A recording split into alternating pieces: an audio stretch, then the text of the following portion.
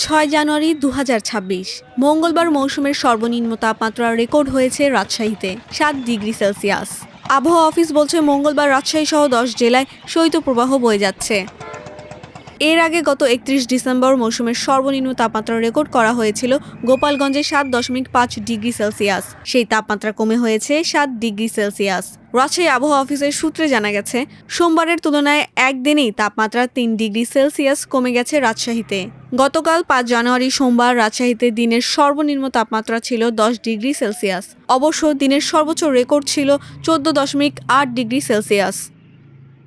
মঙ্গলবার যে ১০ জেলায় শৈত্যপ্রবাহ বইছে সেগুলো হচ্ছে রাজশাহী, পাবনা, বগুড়া, দিনাজপুর, নীলফামারী, পঞ্চগড়, রাঙ্গামাটি, যশোর, কুষ্টিয়া ও চুয়াডাঙ্গা।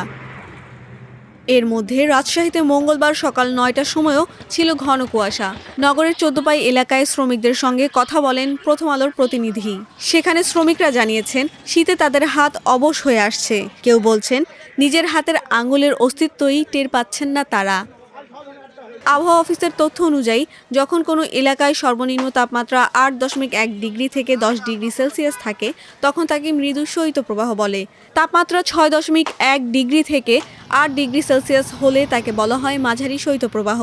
রাজশাহী বিভাগের তাপমাত্রা এখন মাঝারি শৈত্যপ্রবাহের দিকেই চলেছে। এ মাসের দীর্ঘমেয়াদী পূর্বাভাসে আবহাওয়া অফিস বলেছিল, এ মাসে অন্তত ৫টি শৈত্যপ্রবাহ বয়ে যেতে পারে।